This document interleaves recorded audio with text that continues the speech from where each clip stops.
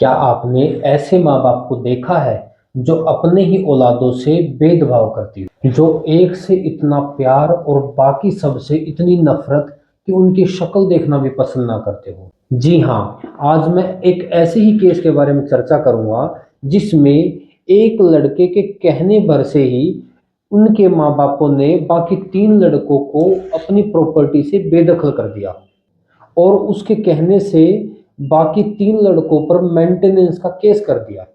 Hello friends, मैं हूं आपका लॉयर, आपका भाई दीपक सैनी।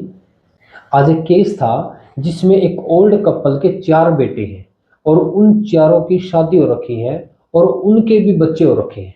ये ओल्ड कपल अपने सबसे छोटे बेटे के साथ रहते हैं, जैसे कि मिडिल क्लास फैमिली में चलता आया है कि घर के सबसे छोटे लड़के को माँ बाप का सबसे ज़्यादा प्यार और दुलार मिलता है और माँ बाप उसी के साथ रहते हैं। लेकिन यहाँ दिलचस्प बात यह है कि ये छोटा लड़का इतना विनाशकाली बुद्धि वाला है जिसने अपने ही माँ बाप के विश्वास और प्यार का गलत फायदा उठाया है।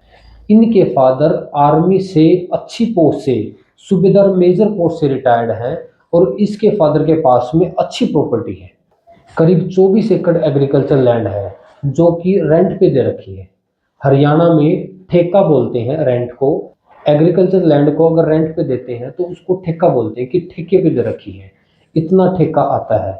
आप कहाँ से हो और आपके यहाँ क्या बोलते हैं, कमेंट में जरूर बताना। 30,000 रुपये साल का 1 एकड़ का ठेका आता है और 24 एकड़ का 7,20,000 रुपये होता है। 3 दुकानें हैं और जिससे 15,000 रुपये यानी 5,000 रुपये एक दुकान से रेंट आता है और 5 प्लॉट हैं जिसमें 4-4 5 रूम बना रखे हैं और यूपी बिहार की लेबर को रेंट पे दे रखे हैं। एक प्लॉट से 8,000 रुपये आता है, यानी टोटल 5 प्लॉट है तो 8×5 40,000 रुपये पर मंथ रेंट आता है प्लॉट प्लॉट से और लगभग 60-65 हज़ार रुपये पेंशन आती है, यानी टोटल 1,75,000 रुपये पर मंथ इनकम आती है। और इस सारी इनकम को छोटा लड़का हजम कर जाता है और वो खुद कोई काम नहीं करता, जुआ सट्टा खेलता है, डेली शराब पीता है। और इसने और इसकी वाइफ ने अपने माँ बाप को बहला फुसलाकर अपने तीनों सगे बड़े भाइयों के खिलाफ इतना भड़का दिया और उनको बेदखल करवा दिया अपने माँ बाप की प्रॉपर्टी से, क्योंकि जितनी भी प्रॉपर्टी है वो सारी इनके माँ बाप के नाम ही है।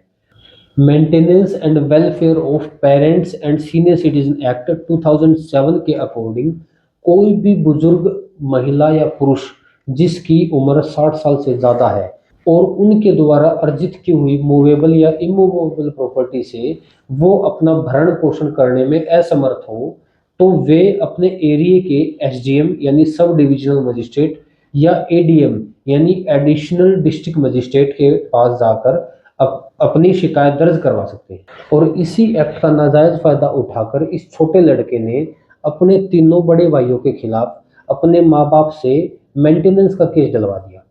इनके पास संबंध गए, तब ये हमारे पास में आए और हमने इनका प्रॉपर्टी का और इनका इनकम का सारा रिकॉर्ड निकलवा कर कोर्ट में पेश किया और उसी के अकॉर्डिंग रिटर्न स्टेटमेंट फाइल किया और आर्गुमेंट की और ये केस डिसमिस करवा दिया, क्योंकि इनके माँ बाप ऑलरेडी अच्छी अर्निंग कर रहे हैं।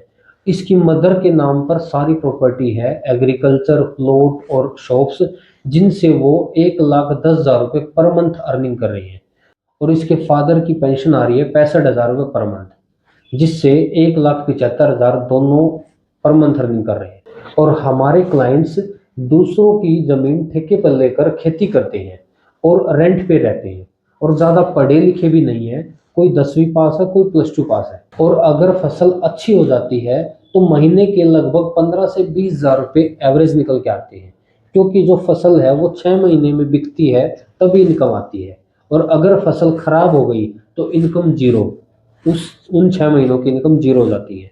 और जो फसल पर खर्चा किया था उगाने में या जितना भी जो खर्चा होता है वो अपनी जेब से लगता है। और इन्हीं ग्राउंड्स पर मैंने ये केस डिसमिस करवा दिया था और अब इनके माँ बाप ने डीसी साहब की कोर्ट में अपील कर रखी है और आज उसी केस की डेट थी, लेकिन आज भी नेक्स्ट डेट लग गई क्योंकि एलसीआर नहीं आया था अभी तक। एलसीआर मतलब लोअर कोर्ट रिकॉर्ड, यानी जो एसडीएम की कोर्ट में जो फैसला हुआ था वो पूरी फाइल ऊपर आएगी डीसी साहब की कोर्ट में, उसको उस फाइल के ऊपर फिर से आर्गुमेंट होगी और फिर से डिसीजन दिया जाएगा। और आज तो कुछ हुआ ही नहीं, एलसीआर ना आने की वजह से नेक्स्ट डेट लग गई। कई बार पेरेंट्स अपने बच्चों के खिलाफ इतने स्ट्रिक्ट हो जाते हैं कि दूसरों की बात सुनकर ही कोई बड़ा डिसीजन ले लेते हैं। यहाँ भी ऐसा ही हुआ कि छोटे भाई की बात सुनकर इसके माँ बाप ने इनको घर से बेदखल कर दिया, घर से निकाल दिया और प्रॉपर्टी से सारा बेदखल कर दिया और इनके खिलाफ ये केस कर दिया और इनकी बात सुनी ही नहीं। जब ये अपनी बात एक्सप्लेन करने लगे तो वो गुस्सा करने लगे, तो उस पर हमारे क्लाइंट्स की भी गलती है कि ये भी भड़क गए। इनको आराम से अपने माँ बाप को समझाना चाहिए था, तब वो अपनी पूरी बात इनकी पूरी बात समझते तो मैटर वहीं सॉल्व हो जाता। लेकिन ये भी भड़क गए, गलती इनकी भी है। और इसी का फायदा उठाकर इनके छोटे भाई ने 112 नंबर पे कॉल कर दी और घर पे पुलिस आ गई थी उस टाइम और मामला बहुत ज़्यादा गर्म हो गया। मैटर बिल्कुल छोटा सा था लेकिन वो बहुत बड़ा बना दिया गया और उसी का फायदा इसके छोटे भाई ने उठा लिया। और अब दोनों पार्टीज की ईगो पर बात आ गई है। देखते हैं दोनों पार्टीज की काउंसलिंग करने की, अगर कॉम्प्रोमाइज हो गया तो नेक्स्ट डेट पर देखते हैं। आज के केस में इतना ही। अगर आपको कोई भी डाउट है या आप कोई भी लीगल इशू फेस कर रहे हो तो आपका भाई, आपका लॉयर आपके साथ है। आप कमेंट कर सकते हो, मैं पूरी कोशिश करूंगा आपकी हेल्प करने की। और आपके भाई का ये प्रयास आपको अच्छा लगा तो वीडियो को लाइक करें और चैनल पे नए हो तो चैनल को सब्सक्राइब करें और ये वीडियो किसी ज़रूरतमंद को सेंड करके उसकी हेल्प करें। मिलते हैं नेक्स्ट वीडियो में। Thank you very much.